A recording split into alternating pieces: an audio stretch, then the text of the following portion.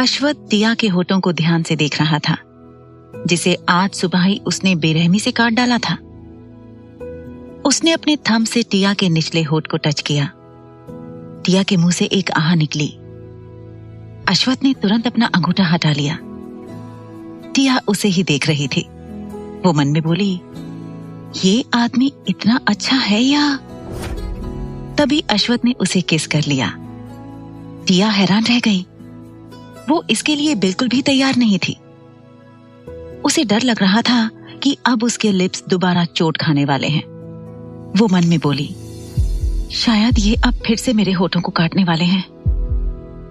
वो यही सब सोच रही थी। उसके दिल की धड़कन बहुत तेज चल रही थी। अश्वथ भी सुन सकता था। अश्वथ ने उसे और ज्यादा टाइटली पकड़ लिया और बेड पर लेटा दिया। टिया बर्फ की तरह जम गई थी। उसका दिमाग काम नहीं कर रहा था और दिल जोर जोर से धड़क रहा था। टिया के साथ ऐसा कभी कुछ नहीं हुआ था। ये सच जरूर था कि उसका फायदा उठाने की हर कोई कोशिश करता था, पर कभी कामयाब नहीं हो पाया था। टिया ने अश्वथ को देखा, जो उसे किस कर रहा था। उसने उसे दूर करने की हिम्मत भी नहीं की।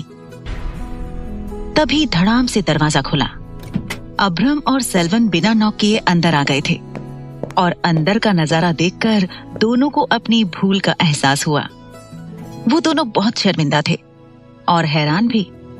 दोनों एक दूसरे को देखने लगे और जल्दी से पीछे मुड़ गए। आवाज सुनकर अश्वथ ने टिया को फ्री कर दिया और उठकर खड़ा हो गया और अपने कपड़े ठीक किए और दोनों को देखकर बोला, तुम लोग बिना नॉक किए अंदर कैसे आ गए? तो बीच में ही सेल्वन बोला, Bigg Boss, we are really sorry, हम भूल गए थे।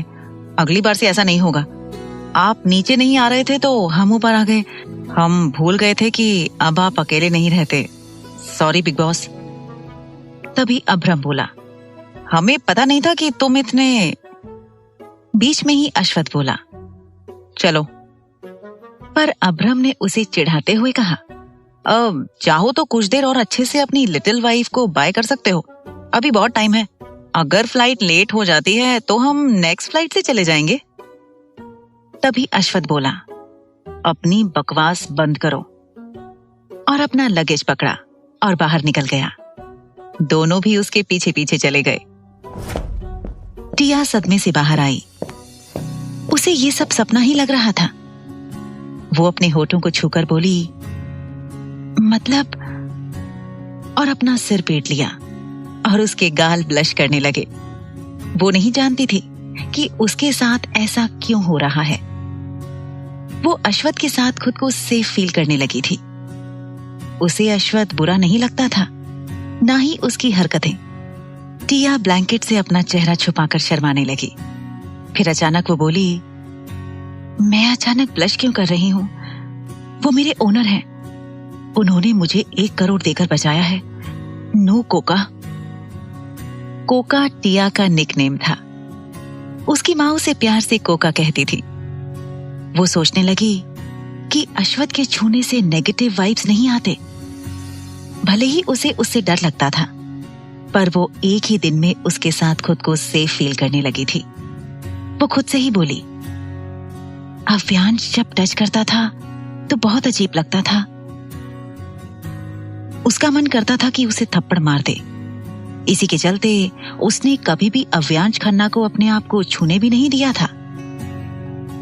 अव्यांश खन्ना हर कोशिश करता था उसके पास आने की, उसे छूने की, पर टिया हमेशा से उससे दूरी बनाकर रहती थी।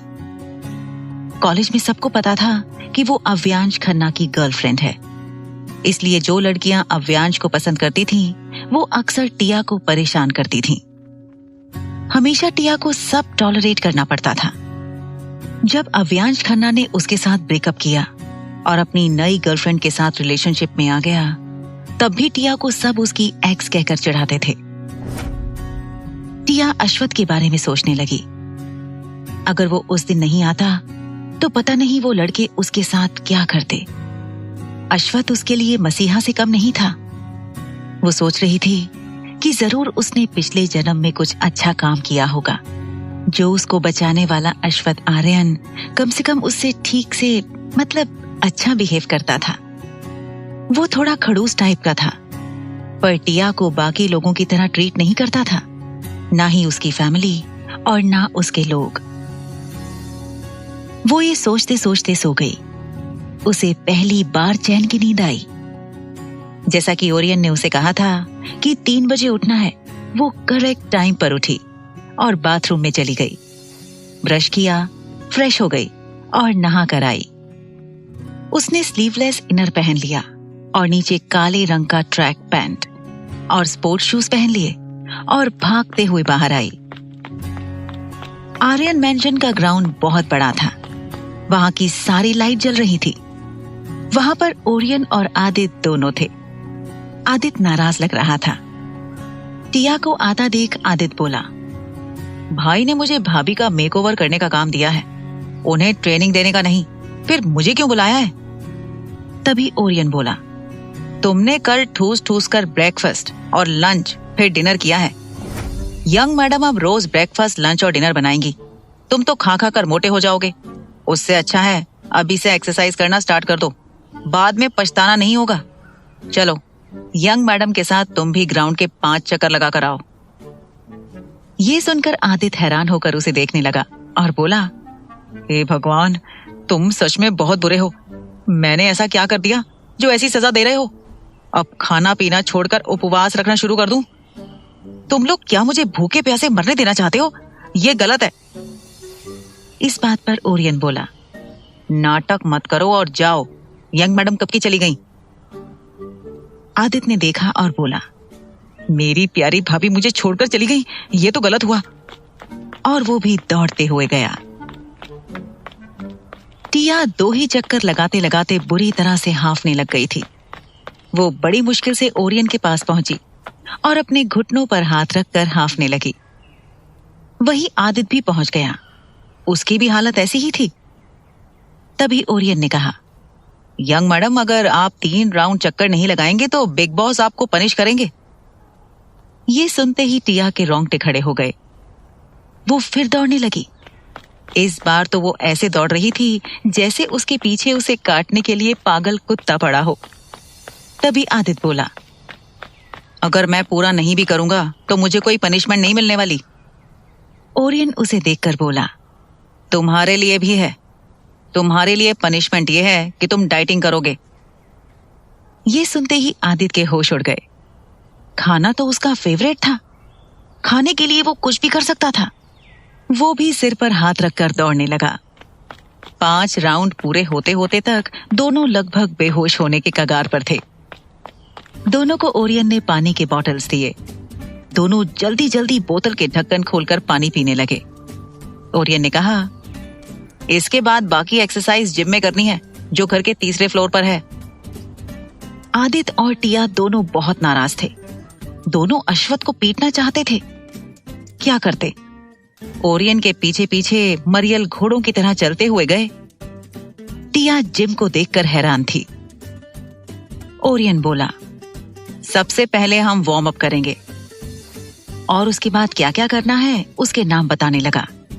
आदित्य बोला, ये वार्म अप की लिस्ट तो बहुत लंबी है।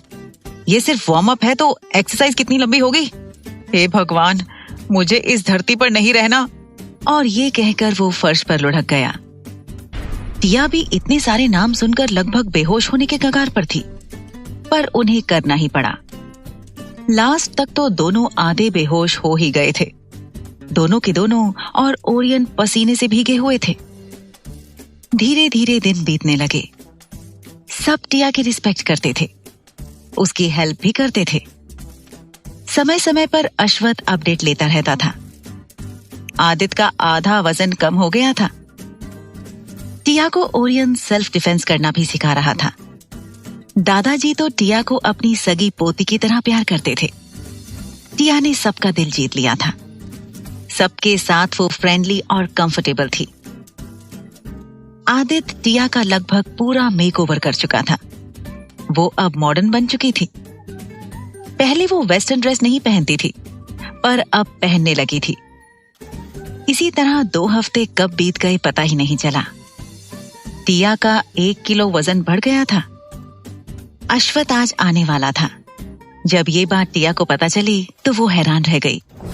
उसे दुख भी हो रहा था क्योंकि उसकी गैर मौजूदगी में उसने उसके रूम का नक्शा ही बदल डाला था। उसे डर लग रहा था कि अश्वथ ने अगर रूम की हालत देखी तो वो पक्का उसे जिंदा दफना देगा। उसने इन 2 हफ्तों में अश्वथ के बारे में बहुत कुछ जान लिया था, उसकी पसंद नापसंद सब कुछ, और ये भी कि वो जब गुस्सा होता है तो किसी की नहीं सुनता, सब लोग उससे डरते हैं। ये सोचते ही वो सिर से पांव तक कांपने लगी। उसे लग रहा था कि इस बात का अश्वथ को अभी तक कुछ भी नहीं पता, पर उसे क्या पता था, अश्वथ को सब पता है कि वो 2 हफ्तों में क्या क्या काम कर चुकी है। टिया आज कॉलेज आई थी। उसे दिन में जरूरी काम से बुलाया था। कॉलेज के प्रिंसिपल, वाइस प्रिंसिपल और डीन को पता था कि टिया अब अश्वथ आर्यन की वाइफ है। वो उसके साथ कैसा भी व्यवहार नहीं कर सकते थे। वैसे भी टिया के साथ उनका व्यवहार ठीक था, पर अश्वथ आर्यन की बीवी है ये जानने के बाद वो डर रहे थे। वो अश्वथ आर्यन के गुस्से से वाकिफ थे। वो कॉलेज अश्वथ आर्यन का ही था। अश्वथ आर्यन उस कॉलेज का ट्रस्टी भी था। अश्वथ आर्यन ने सीधे धमकी दे दी थी कि उसकी लिटिल वाइफ को किसी भी तरह की प्रॉब्लम नहीं होनी चाहिए, वरना वो उन लोगों को बख्शेगा नहीं। टिया पहले से ज्यादा अट्रैक्टिव, चार्मिंग और खूबसूरत दिखाई दे रही थी। उसने एक शर्ट टाइप टॉप पहन रखा था और नीचे रफल स्कर्ट पहन रखा था और अपने बालों की 2 फ्रेंच चोटी बनाई हुई थी। वो बहुत प्यारी लग रही थी। अब वो पहले की तरह नर्वस नहीं थी। उसके चेहरे पर अलग ही चमक थी। सब लोग उसे ऐसे देखकर हैरान थे। वो सीधे प्रिंसिपल रूम में गई। अश्वथ ने प्रिंसिपल, वाइस प्रिंसिपल और डीन को कहा था कि टिया को पता नहीं चलना चाहिए कि वो उसका कॉलेज है और वहां उसका ट्रस्टी भी है। उसके साथ कैजुअल बिहेव किया जाना चाहिए। अगर उसे तकलीफ हुई तो वो छोड़ेगा नहीं। फिलहाल तो तीनों के पसीने छूटे हुए थे। टिया ने उन्हें ग्रीट किया। फिर डीन ने उसे बैठने को कहा और फिर कुछ बातें उसे बताई गईं। सहाना ने टिया की इमेज खराब करने के लिए कुछ अफवाहें फैला रखी थी, उस बारे में थी। फिलहाल तीनों को पता था कि टिया ऐसी लड़की नहीं है। वो बस टिया से जानना चाहते थे कि क्या वो कोई एक्शन लेना चाहती है। टिया ने कुछ सोचते हुए कहा, मैं आपको मंडे को बताऊं? एक्चुअली मैं डिसाइड नहीं कर पा रही हूं। ये सुनने के बाद तीनों ने चैन की सांस ली। प्रिंसिपल कायंत बोले, हाँ क्यों नहीं। और कोई बात सर? नहीं, और कुछ नहीं। वो लोग भी टिया का बदला रूप देखकर हैरान थे। टिया पहले डाउन मार्केट टाइप रहती थी, लेकिन अचानक से वो एकदम क्लासी हो गई थी और मॉडर्न भी। उन्हें अच्छा लगा। वो लोग जानते थे इसके पीछे किसका हाथ है। फिर टिया प्रिंसिपल रूम से बाहर आ गई। उसे पहले की तरह डर नहीं लग रहा था। अब तो 2-4 लोगों को एक साथ पीट भी सकती थी वो, पर उसे अश्वथ का डर सता रहा था। वो मन में बोली, हे भगवान, अगर सर को पता चला मैंने उनके रूम का क्या हाल बना रखा है तो वो पता नहीं क्या करेंगे। कहीं मुझे मार तो नहीं डालेंगे। प्लीज भगवान, मुझे बचा लेना। वो अश्वथ से खुद को बचाने की प्रार्थना कर रही थी। वो चलते चलते एक लड़की से टकरा गई। ओह, आई एम रियली सॉरी। तभी वो लड़की बोली, कोका, कहां थी इतने दिनों तक? जब उसने जानी पहचानी आवाज सुनी तो सर उठाकर उस लड़की को देखा। वो लड़की कॉलेज में उसकी इकलौती फ्रेंड थी। फ्रेंड नहीं, उसकी बेस्ट फ्रेंड थी। उसे देखकर टिया बहुत खुश हुई और उसके गले लग गई। वो लड़की भी बहुत खुश थी। उस लड़की का नाम ओजल था। वो टिया का इतना बदला हुआ रूप देखकर बहुत सरप्राइज थी। वो बोली, wow, oh my god, you are looking gorgeous. और 2 हफ्ते तक कहां थी?